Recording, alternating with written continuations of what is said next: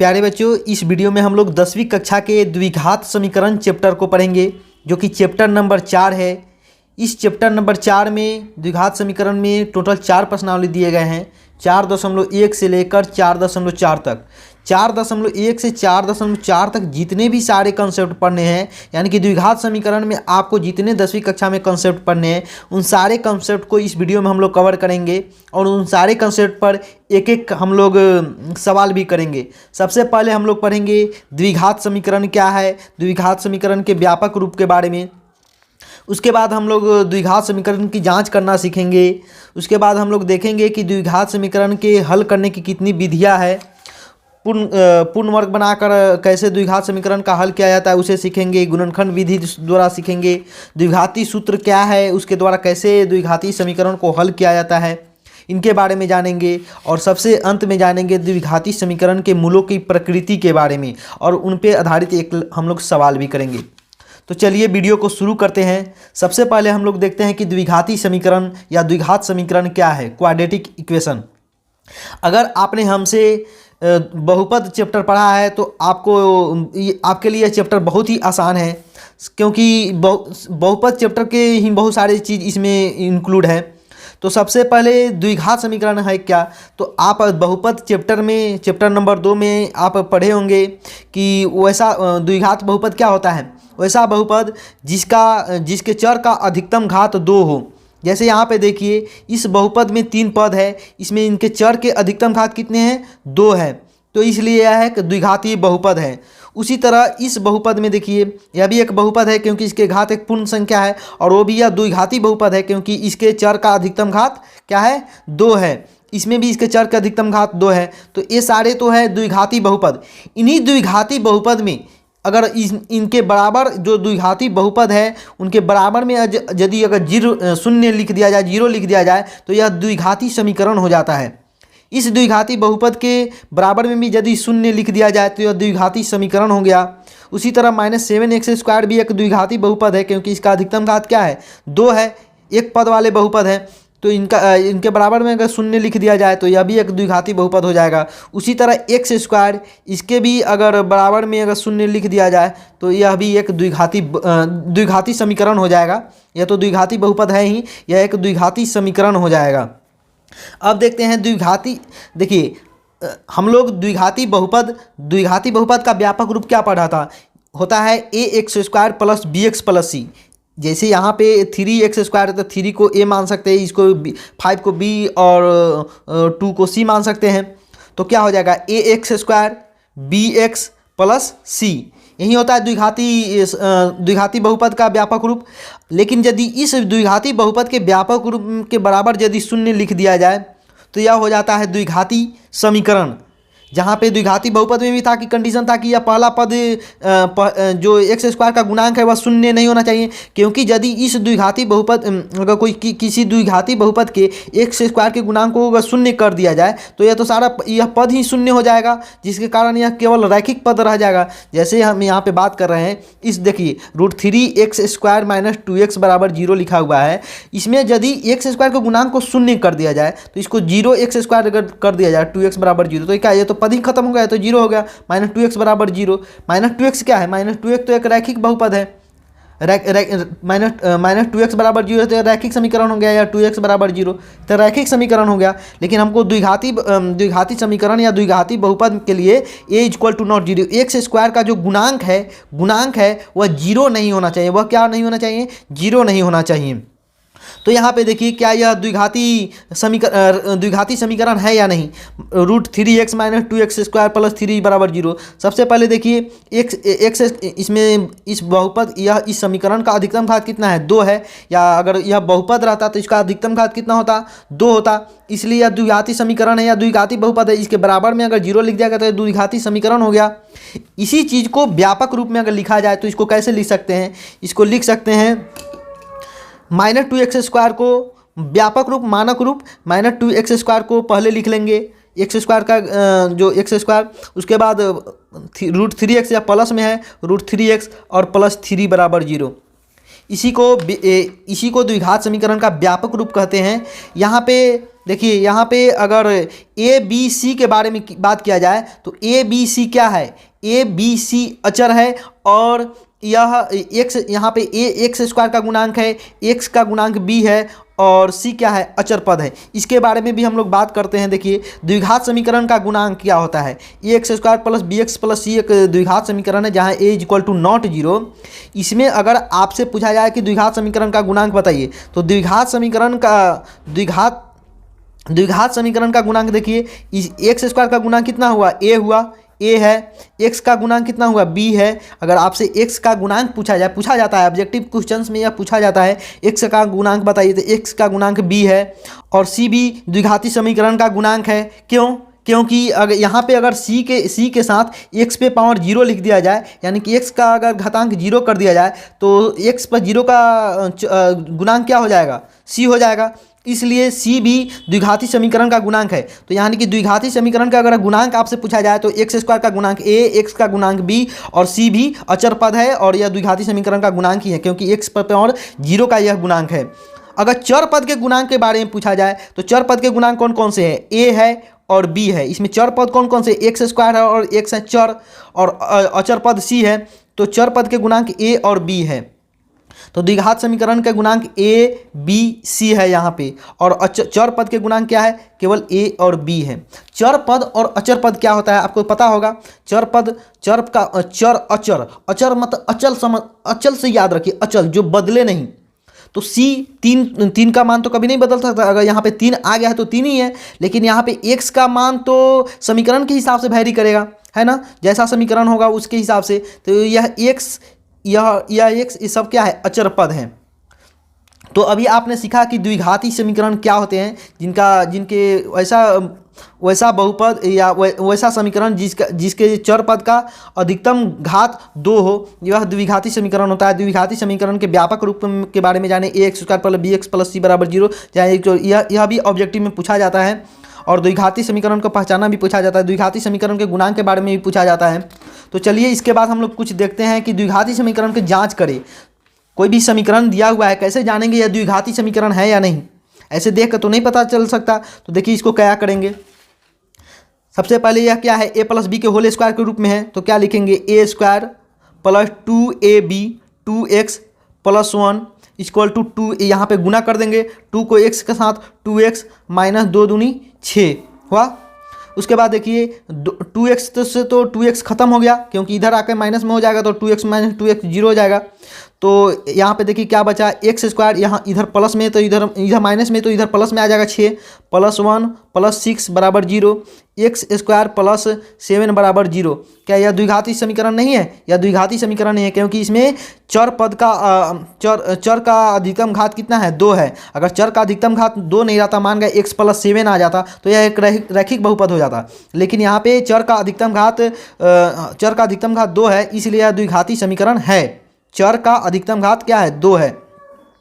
और अचर पद इसमें क्या है, 7 है। अगर आपसे चर का गुणांक पूछिएगा सवाल में तो क्या बताएंगे, इसमें चर का गुणांक है 1। कितना है, a बराबर 1 है। b बराबर अगर पूछे तो x का गुणांक क्या है, यहाँ पे x का गुणांक कुछ भी x का गुणांक यहाँ पे क्या है, 0 है। 0 को x के साथ, यहाँ पे x पद ही नहीं है, तो x का गुणांक अगर हमसे पूछे तो आपको बताना है कि x का गुणांक क्या है, 0 है। 0 है, अगर चर पद ही नहीं हो तो उसका गुणांक 0 बताना है।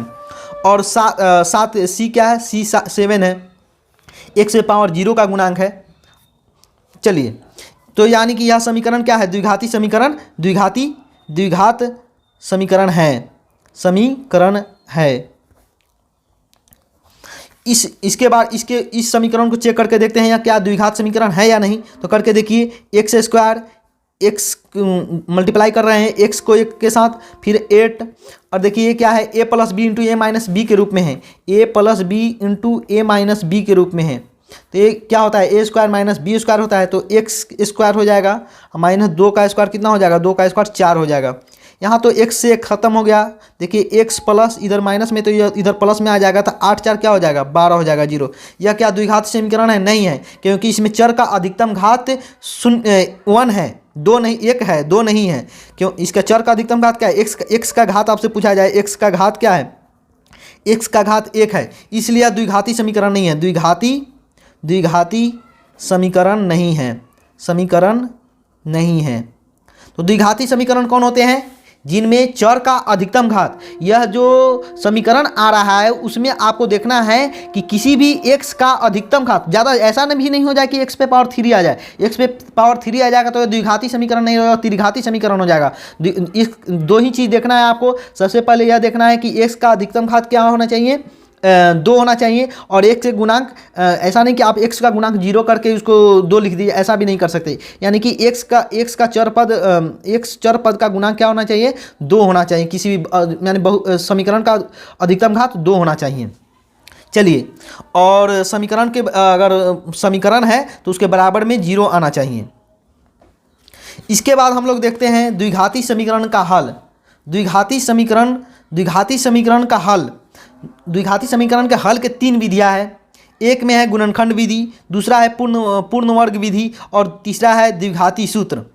तो गुणनखंड विधि आप अगर पढ़े हैं तो आपको पता होगा कि बहुपद चैप्टर में कि कोई भी मान गया यह बहुपद है, इसका आपको शून्यक निकालने के लिए बोला जाता था। तो आप क्या करते थे, इसके मध्य पद को 2 भाग में तोड़ते थे। इसके मध्य पद को क्या करते थे, 2 भाग में तोड़ते थे, यानी कि इसका गुणनखंड करते थे।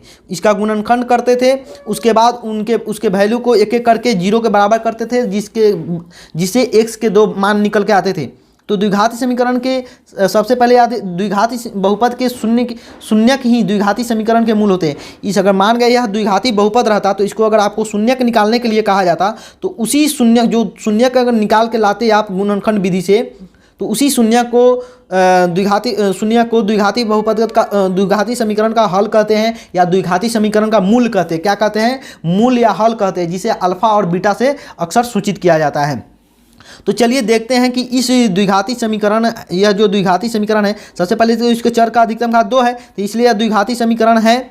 यहाँ पे इसका गुणांक कुछ भी हो सकता है, रूट। यहाँ पे देखिए, यहाँ पे हमको बताना चाहिए था, यहाँ पे जो x का bx प्लस c बराबर 0 लिखा हुआ है, यहाँ a b c कोई भी वास्तविक संख्या हो सकता है। यहाँ पे x का गुणांक √3 भी हो सकता है, x का गुणांक 1 भी हो सकता है, शून्य नहीं हो सकता है। वास्तविक संख्या कोई भी वास्तविक संख्या हो सकती है, केवल शून्य नहीं हो सकता। अगर शून्य हो जाएगा तो वह रैखिक बहुपद हो जाएगा।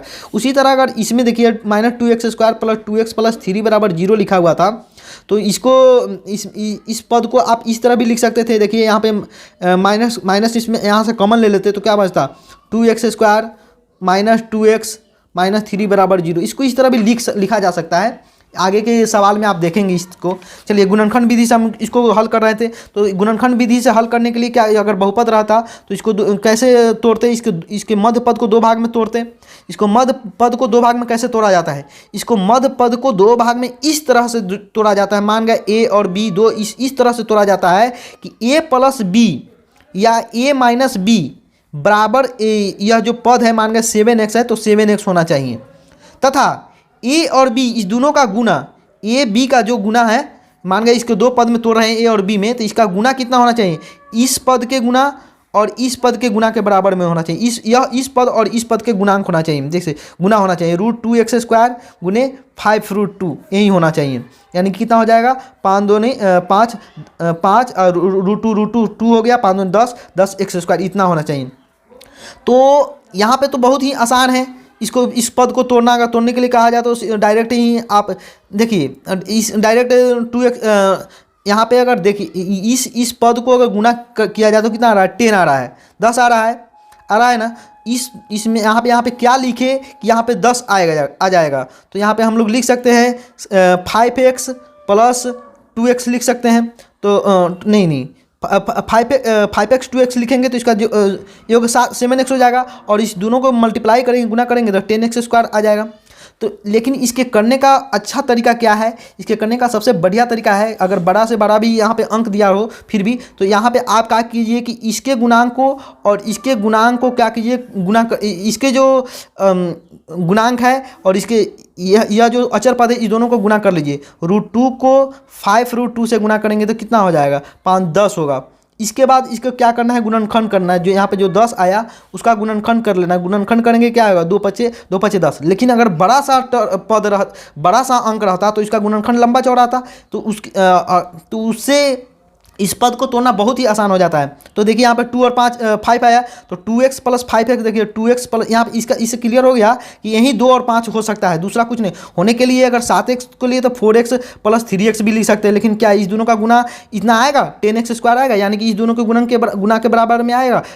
यहाँ तो 5 10 आ रहा है, यहाँ पे तो 4 3 12 आ रहा है गुना, और इसका तो सम भले ही हो जा रहा है, लेकिन इसका जो गुना करने पर यहाँ पे 10x नहीं होकर 12x स्क्वायर हो जा रहा है। तो इसलिए यहाँ से सबसे अच्छा तरीका यही है कि आप इस दोनों इस एक्स स्क्वायर के गुणांक को और अचर पद को गुणा कर लीजिए, उसके बाद उसका गुणनखंड कीजिए। 10 जैसे यहाँ पे 10 आया, इसका गुणनखंड करेंगे, 2 5 10 आया, तो इसको हम लिख सकते हैं 2x प्लस 5x। बस उसको यहाँ पे लिख लीजिए, √2x square plus 2x plus 5x plus 5√2 बराबर 0। यहाँ पे देखिए आप 2x को पहले या 5x को पहले किसी को भी पहले बाद में लिख सकते हैं। बस आपका काम यहाँ पे अब यही होता है कि यहाँ पे कॉमन लेना है, सही से कॉमन लेना है। किसी को भी पहले बाद में लेंगे, अगर कॉमन सही से लेंगे तो आपका सवाल हल हो जाएगा। तो यहाँ पे कॉमन लेते हैं। यहाँ पे क्या कॉमन हो सकता है, √2 कॉमन हो सकता है, √2 में से 2 में से, और x कॉमन हो सकता है। तो चलिए √2x कॉमन ले लेते हैं, तो क्या है यहाँ पे बचता है x बचेगा, और यहाँ पे 2 में से √2 कॉमन लेंगे तो √2 बचेगा। फिर यहाँ पे अगर 5x प्लस 5√2 में से क्या कॉमन ले सकते हैं, 5 को कॉमन ले सकते हैं, 5 कॉमन लेंगे तो क्या बचेगा, x प्लस √2 यहाँ पे भी बचेगा। तो इसके बाद फिर यहाँ पे देखिए फिर कॉमन लेना है x प्लस √2 और x प्लस √2, इस दोनों पद में से x प्लस √2 कॉमन ले लेते हैं। x प्लस √2 कॉमन लेंगे तो क्या बचेगा, √2x प्लस 5। अब क्या करते हैं, आप शून्य निकालने के लिए क्या करते थे, दोनों जो गुणनखंड आता था उस दोनों गुणनखंड को अलग अलग करके 0 के बराबर कर लेते थे। तो x प्लस √2 बराबर 0 कर लेंगे, या ऐसे भी देखिए, या इधर गुना में है, इधर जाकर अगर भाग में होगा तो 0 में समथिंग से भाग करेंगे तो 0 ही होगा। तो इसलिए x प्लस √2 बराबर 0 लिख सकते हैं। तो यहाँ पे x का क्या मान निकल के आया, √2 निकल के आया। उसी तरह √2x प्लस 5 के बराबर अगर 0 कर दिया जाए, इधर यह जो गुना में है इधर जाएगा तो भाग में हो जाएगा, तो यह भाग में हो जाएगा तो 0 बटा समथिंग क्या हो जाएगा, 0 हो जाएगा। तो यहाँ पे x का मान क्या निकल के आ जाएगा, x प्लस यहाँ पे √2x प्लस 5 है, तो यहाँ पे लिख सकते हैं √2x बराबर -5 लिख सकते हैं, इधर जाके घटाव में हो जाएगा। इसका मान क्या निकल गया, -5/√2। तो इस तरह यहाँ पे x के दो क्या मान निकल के आएगा, x बराबर -√2 और एक निकल के आया -5/√2। इस तरह द्विघाती समीकरण का हल गुणनखंड विधि के द्वारा किया जाता है। अब हम लोग देखते हैं द्विघात समीकरण का हल पूर्ण वर्ग विधि द्वारा कैसे किया जाता है। तो देखिए एक तो गुणनखंड विधि के द्वारा देखिए आप द्विघात समीकरण का हल, और उसके बाद है पूर्ण वर्ग विधि। पूर्ण वर्ग विधि में क्या होता है, अगर आप ध्यान से इस तरीका को समझते हैं, इतना आसान तरीका से मैं बताऊंगा कि आपको एक ही बार में समझ में आ जाएगा अगर गौर से आप देखिएगा तो सबसे पहले क्या करना है, जो कोई भी द्विघात समीकरण अगर आपको दिया हुआ है तो उसमें जो एक्स स्क्वायर का जो गुणांक है उसको 1 कर लेना है। 1 कैसे करेंगे, इसके लिए क्या करेंगे, इसके जो एक्स स्क्वायर जो गुणांक है उससे ही इसके सारे समीकरण में दाहिने तरफ और बाएं तरफ दोनों तरफ भाग कर देंगे। तो कहने का मतलब है कि यहाँ पे 2x स्क्वायर -7x प्लस 3 लिखा हुआ है, इधर भी 2 से भाग कर देंगे और 0/2 इधर से भी 2 से भाग करेंगे, कोई अंतर नहीं पड़ेगा क्योंकि 2 से 2 तो इधर खत्म हो जाएगा। इसको इस तरह भी माने यहाँ पे जो x स्क्वायर का जो गुणांक है उससे दोनों तरफ भाग लगा देते हैं। उसके बाद देखिए क्या होगा, 2x स्क्वायर में 2 से भाग करेंगे तो क्या बचेगा, अलग अलग ही करके देख लेते हैं, -7x/2 इस तरह लिख सकते हैं, 3/2, और 0 में 2 से 2 से भाग करेंगे तो क्या होगा, 0 होगा। 2 से 2 खत्म हो गया, x स्क्वायर -7x/2 प्लस 3/2 = 0। हमने क्या बताया था कि सबसे पहले x स्क्वायर के गुणांक को 1 करना है। एक करने के लिए क्या करना पड़ेगा, जो उसका गुणांक है उससे दोनों तरफ भाग कर देते हैं, या दोनों तरफ भाग कर देते हैं। तो दोनों तरफ भाग करने के बाद क्या होता है, इधर भी भाग कर दी इधर, उसके बाद x स्क्वायर का देखिए गुणांक यहाँ पे क्या है, 1 निकल के आया। अब पहला स्टेप था गुणांक 1 करना, पहला स्टेप क्या था, गुणांक 1 करना। अब दूसरा स्टेप है वह यह है कि इसको पूर्ण वर्ग में बनाना है, पूर्ण वर्ग बनाना।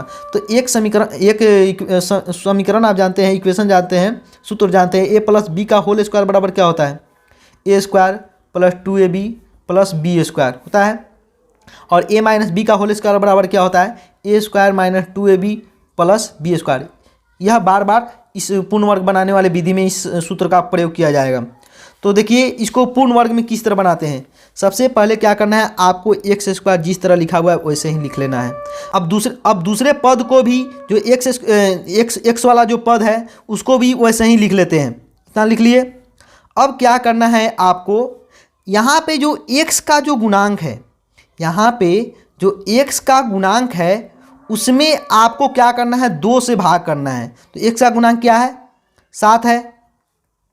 तो एक्स का गुणांक 7 है, 7/2 में 2 से भाग करेंगे तो क्या होगा, या 2 से भाग करेंगे तो यहाँ इतना हो जाएगा।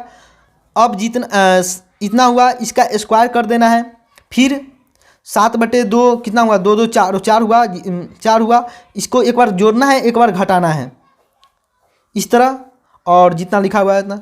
अब बताइए 7/4 का स्क्वायर फिर जोड़ना है, 7/4 का स्क्वायर घटाना है, दोनों तो आपस में कट जाएगा, इससे कोई अंतर नहीं पड़ता है। बाकी हमारा जितना पद था उतना वैसे ही है। ऐसा इसलिए कर रहे हैं, देखिए यहाँ पे a माइनस बी के होल स्क्वायर के रूप में जा रहा है। देखिए यहाँ पे A square minus 2ab plus B square के फॉर्म में यह जाएगा। तो यहाँ पे अब आपको लिख लेना है x माइनस 7/4 का होल स्क्वायर। क्यों ऐसा लिख लिए, देखिए यहाँ पे जो यह पद है ए स्क्वायर हो गया, यहाँ पे बी स्क्वायर हो गया, 7/4 का स्क्वायर, ठीक। और यहाँ पे तो 2ab होना चाहिए, माइनस 2ab होना चाहिए। तो देखिए -2 ए के जगह पर हमने कितना लिखा है x, और b के जगह पर कितना लिखा है, b के जगह पर लिखा है 7/4, है ना। तो 2 से 2 खत्म हो गया। देखिए -7x/2 आया कि नहीं, आ गया है। तो यही है -2, इसलिए इसको इस तरह तोड़ा है हमने। x माइनस 7/4 का होल स्क्वायर प्लस यहाँ पे क्या बच गया, 3, यहाँ पे बच गया हमारा 7 = 0, माइनस 7 7 इसको डायरेक्ट गुना ही कर लेते, 7 7 49/4 × 16 प्लस 3/2 = 0 हो गया। अब क्या करना है, इसको ऐसे ही रहने देना है। x माइनस 7/4 का होल स्क्वायर बराबर में, देखिए यहाँ पे इधर घटाव में, तो इधर जाकर जोड़ में हो जाएगा। कितना हो जाएगा, 49/16, और यह जो जोड़ में इधर जाकर घटाव में हो जाएगा। इसको हल कर लेते हैं। हल करने पे क्या होगा, 16 × 16 49, माइनस 2 8 16 8 3 24।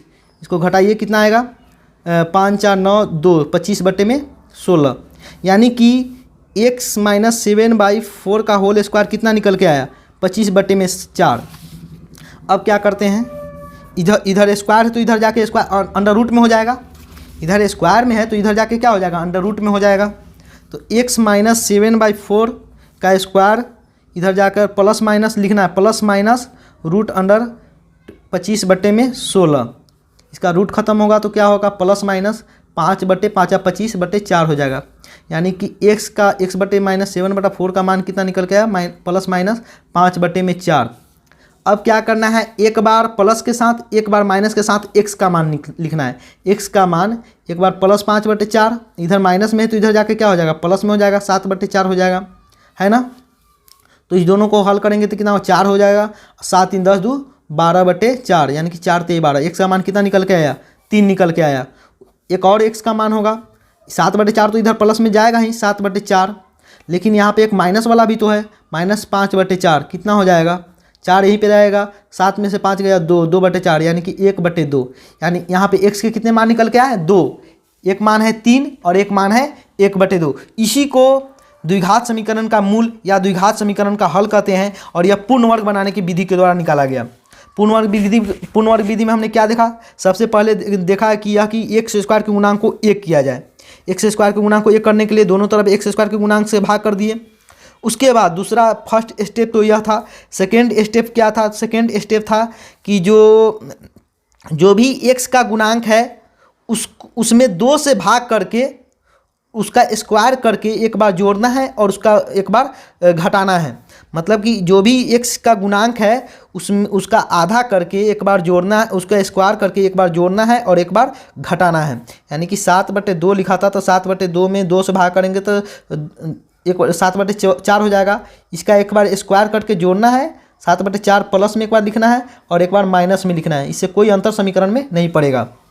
उसके बाद हमने a माइनस बी के होल स्क्वायर, यह पूर्ण वर्ग बन गया, पूर्ण वर्ग इसमें बदल दिया। उसके बाद x का मान आसानी से निकल गया है। चलिए इसके बाद हम लोग देते हैं द्विघाती सूत्र क्या है। आपको द्विघाती समीकरण में सबसे आसान आपको द्विघाती सूत्र ही लगेगा, लेकिन इसे भी आपको समझना पड़ेगा। द्विघाती सूत्र अगर आपने पूर्ण वर्ग विधि समझा है तो पूर्ण वर्ग विधि से ही द्विघाती सूत्र निकल के आता है। देखिए वहाँ पे हमने क्या किया था, एक्स स्क्वायर के गुणांक को एक कर लिया था। एक करने के लिए क्या करेंगे, दोनों तरफ ए से भाग करेंगे। एक्स स्क्वायर बट्टे b x plus c equal to 0 है। इधर भी ए से भाग करेंगे, इधर भी ए से भाग करेंगे, भाग कर दिए। अब देखिए एक्स स्क्वायर बट्टे में ए, बी एक्स बट्टे में ए लिख सकते हैं, सी बट्टे में ए लिख सकते हैं। और 0/a क्या होता है, 0 ही होता है ना। 0/समथिंग 0, ए से तो ख़त्म हो गया। X square plus b/ax plus c/a बराबर 0 लिख सकते हैं। अब हमने क्या बताया था, अब हमने बताया था कि जो x का गुणांक है उसको उसमें 2 से भाग करके एक बार उसका स्क्वायर करके जोड़ना है, एक बार उसका स्क्वायर करके घटाना है। जैसे b/a था तो b/a में 2 से भाग करेंगे तो क्या होगा, b/2a होगा। उसके बाद क्या करना है, इसमें एक बार स्क्वायर करके जोड़ना है इस समीकरण में, और एक बार स्क्वायर करके इसको घटाना है। इसे दोनों कट जाएगा और समीकरण पर कोई असर नहीं पड़ेगा। तो लिखते हैं यहाँ पे एक्स स्क्वायर प्लस b/ax, उसी तरह रहने देते हैं। अब इसका आधा करके स्क्वायर कर देते हैं, जोड़ देते हैं। फिर इसका आधा के गुणांक को आधा करके उसका स्क्वायर कर देते हैं और उसको घटा देते हैं बटे c/a बराबर 0। इस समीकरण में कोई असर नहीं पड़ा, इससे तो यह खत्म हो जाएगा, घट जाएगा। अब देखिए इसको हम इस तीनों पद को हम लोग क्या लिख सकते हैं, x प्लस b/2a का होल स्क्वायर लिख सकते हैं, माइनस यहाँ पे देखिए इसको तोड़ देते हैं, स्क्वायर ख़त्म कर देते हैं। यहाँ पे b स्क्वायर लिख सकते हैं, b स्क्वायर बटे 4a स्क्वायर प्लस c/a लिख सकते हैं। अब देखिए इस पद को बराबर 0, x प्लस b/2a का होल स्क्वायर बराबर लिख सकते हैं हम लोग, इधर माइनस में तो इधर क्या हो जाएगा, प्लस में हो जाएगा। b² / 4a square minus plus में तो इधर माइनस में हो जाएगा, तो c/a। यहीं पे इसको और थोड़ा सोल्व करते हैं। 4a स्क्वायर दोनों का एलसीएम हो गया, b स्क्वायर माइनस a से तो एक देखिए यहाँ पे इससे इसमें भाग करेंगे तो क्या होगा, एक ख़त्म हो जाएगा, 4a बचेगा, 4a बचा। अब x का मान निकालने के लिए क्या करते हैं, इधर स्क्वायर में है तो इधर जाकर क्या हो जाएगा, अंडर रूट में हो जाएगा। तो हम लोग लिख सकते हैं x प्लस b/2a बराबर, रूट अंडर में जाएगा तो पहले प्लस माइनस लिखाएगा, plus minus root under b square minus 4a square लिख सकते हैं। इसको और हल करते हैं तो प्लस माइनस देखिए b स्क्वायर माइनस 4ac को रहने देते हैं, b स्क्वायर माइनस 4ac, और यहाँ पे रूट अंडर 4, ये भी तो रूट के अंदर ही है, तो रूट अंडर 4a स्क्वायर निकल के बाहर क्या हो जाएगा, 2 बचेगा और a बचेगा, 2 दूनी 4 और a स्क्वायर हो जाएगा, इनके 2a हुआ। अभी x का मान यहाँ से निकलता है और यहीं से द्विघात सूत्र निकलेगा। देखिए गौर से देखिएगा, x बराबर क्या लिख सकते हैं, इधर देखिए या प्लस में तो इधर जाके क्या हो जाएगा, माइनस में हो जाएगा, माइनस b/2a लिख सकते हैं, और प्लस माइनस इधर जो है root under b square minus 4a और 4ac होना चाहिए ना, 4a से तो ये ख़त्म हो गया था, और तो 4a और c हुआ ना, 4ac यहाँ पे भी 4ac हो जाएगा, 4ac हो जाएगा है। अब यहाँ पे से देखिए, यहाँ से x के 2 मान निकल के आ रहे हैं। यहाँ पे हम लोग लिख सकते हैं, इसी चीज़ को ऐसे भी लिख सकते हैं, माइनस 2a दोनों का एलसीएम हो जाएगा, माइनस b प्लस माइनस यहाँ पे b स्क्वायर माइनस 4ac के डिवाइड में यहाँ पे 2a भी आया था ना, 2a, तो ये दोनों का एलसीएम कितना हुआ, 2a हो गया, माइनस b हो गया, और plus minus root under b square minus 4ac। यहाँ पे दोनों भिन्न का हमने सम किया है तो ये दोनों का एलसीएम निकाल दिया, 2a minus b plus minus इतना हो गया। अब देखिए यही तो द्विघात समीकरण का द्विघाती सूत्र निकल के आया है। x बराबर क्या होता है, minus b plus minus root under b square minus 4ac/2a। एक बार इसको प्लस के साथ लिख लेंगे x का मान, एक बार माइनस के साथ लिख लेंगे। इस तरह द्विघाती समीकरण के 2 मूल निकल के आएंगे, 2 मान निकल के आएंगे। तो यह जो समीकरण निकल के आया इसी को आपको याद रखना है। किस तरह याद रखना है? x बराबर minus B plus minus root under B square minus 4ac by 2a। चलिए इस पे आधारित हम लोग एक सवाल करते हैं। इसको तो बार बार आपको इसको सिद्ध करना आप कहीं भी एग्जाम में नहीं पड़ेगा, केवल आपको इस मान को याद रखना है। x बराबर minus B plus minus root under B square minus 4ac by 2a। एक बार दो बार याद कीजिएगा, आपको याद हो जाएगा। चलिए इसके माध्यम से इसके माध्यम से एक सवाल करते हैं। द्विघाती सूत्र से समीकरण के मूल ज्ञात कीजिए। द्विघाती सूत्र अभी हमने क्या पढ़ा? x बराबर minus B plus minus root under B square minus 4ac by 2a, यही पढ़ा। तो यहाँ पे पहले इसको तो द्विघाती समीकरण में कन्वर्ट करना पड़ेगा ना। तो यहाँ पे एक एलसीएम लेंगे तो क्या हो जाएगा? x हो जाएगा, तो एक्स स्क्वायर, यहाँ पे 1x स्क्वायर, x को x से गुना करेंगे x स्क्वायर माइनस 1 बराबर 3 हो गया। x स्क्वायर माइनस 1 बराबर 3x लिख सकते हैं। इधर या प्लस में तो इधर या कम क्या हो जाएगा? माइनस में हो जाएगा। x square minus 3x minus 1 बराबर 0। इसको द्विघाती समीकरण के मूल रूप में लाया है हमने पहले। चलिए अब यहाँ पे देखिए, यहाँ पे a क्या है? a क्या होता है? एक्स स्क्वायर का गुणांक होता है, 1 है एक्स स्क्वायर गुणांक। b क्या है? b x का गुणांक होता है। तो x का गुणांक यहाँ पे कितना? -3 है, +3 नहीं। एक क्योंकि एक द्विघात समीकरण का व्यापक रूप क्या होता है? ax square plus B x plus C, यही होता है ना। तो यहाँ पे देख रहे हैं, यहाँ पे प्लस में है, तो इसलिए जो b यहाँ पे -3x होगा। इसको इस तरह लिख सकते हैं -3x, यहाँ पे जो द्विघाती समीकरण है उसको। तो यहाँ पे -3 निकल गया। c क्या था? c क्या है? -1 है, या नहीं कि केवल 1, -1। तो इसको अब क्या करते हैं? इस समीकरण में डाल देते हैं। x बराबर minus B plus minus root under B square, इसको याद कीजिए इस तरह, B square minus 4ac by 2a। तो माइनस बी के जगह पर माइनस बी रखाएगा, माइनस तो पहले से ही है, एक माइनस और आ जाएगा -3x। इसको क्या करना है? छोटी कोष्ठ में डाल के रखना है, प्लस माइनस रूट अंडर, फिर छोटी कोष्ठ में 3 को लिखेंगे स्क्वायर माइनस 4a कितना है? 1 है, और c कितना है? -1। जहाँ भी नेगेटिव साइन वाला अंक हो उसको कोष्ठ में लेकर, छोटी कोष्ठ में लेकर लिखेंगे, जिससे आसानी होता है गुना करने में। बाई 2a, 2 कितना? a कितना है? 1 है। चलिए इसको हल करते हैं। माइनस माइनस प्लस 3 हो जाएगा, प्लस माइनस रूट अंडर -3 का स्क्वायर करेंगे क्या होगा? 9 होगा। इस सबको गुना करेंगे तो माइनस माइनस प्लस हो जाएगा 4, और बट्टे में 2। कितना निकल के आया यहाँ से?